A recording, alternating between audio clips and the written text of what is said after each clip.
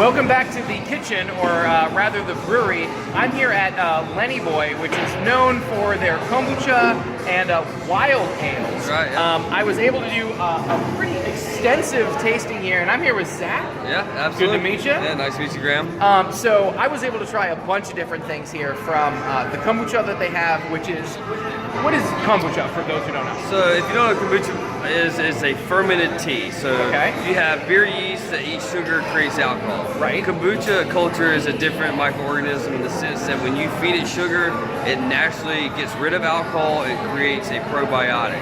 Okay. Which is good for your gut, which is good for your immune system, etc. Great. So the perfect thing to be drinking in between beers. Exactly. Yeah. Or maybe the next morning after a long night of beers. Well, that's it. There you go. So I got to try a little bit of more or less everything here.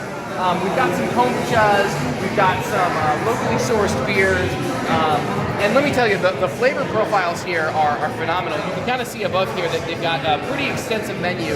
A lot of their beers here are sours, more like in the Goza kind of style. Yeah, absolutely. Yep. So tell me a little bit about those.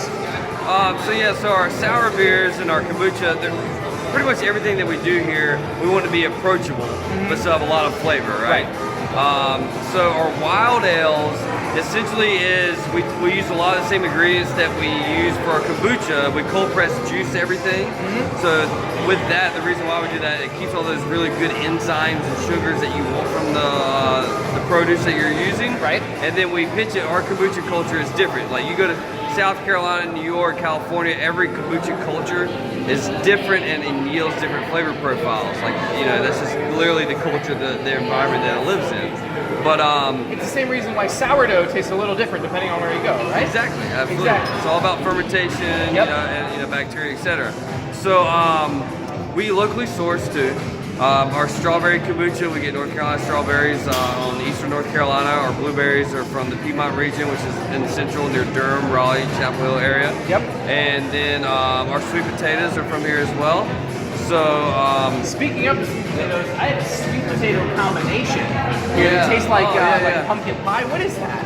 Oh, what did you mix it with? The sweet potato, and did you mix it with the raisin? Yeah. So unlike most breweries, some breweries want you to like, hey, try everything separate, enjoy its flavor profile. We encourage to get creative, and we encourage, like, we'll play around like, hey, this chocolate covered raisin imperial stout, splash it with the sweet potato kombucha, and it reminds you of was it Raisin Bran, Cinnamon Toast Raisin Bran or something like that? Oh yeah.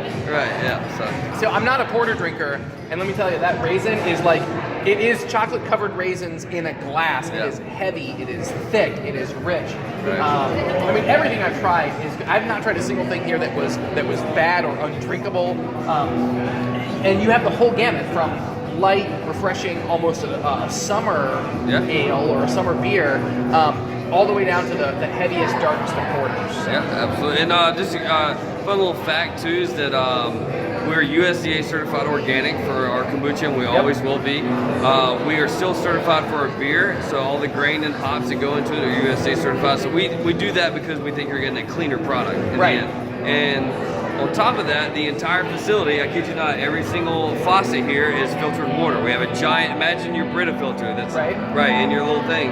We have a giant version of that. So we think we're getting the cleanest product that you can possibly get here.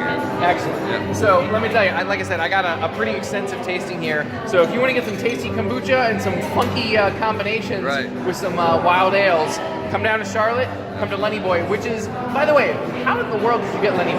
Oh yeah, so Lenny, a lot of people ask us, is it the guy, is it the dog and the logo? Right. It's actually the dog. His name is Lennox. He was the owner's dog in middle school, high school, college, post-college. And he was with some friends one time when he was about to start the kombucha company. So if you don't know, we were originally called Lenny Boy Kombucha. He didn't know what to call it. He was like, hey, I'm open to suggestions. His friend overheard him say, hey, come here, Lenny Boy was playing fetch with his dog. And boom, he's like, it's stuck. Lenny Boy Kombucha, which evolved into Lenny Boy Brewing Company. The best way to do anything is to have those organic names. So thank you so much. Hey, nice to come meet out you. and try some delicious stuff. Like, follow, subscribe. See you next time. Cheers, guys.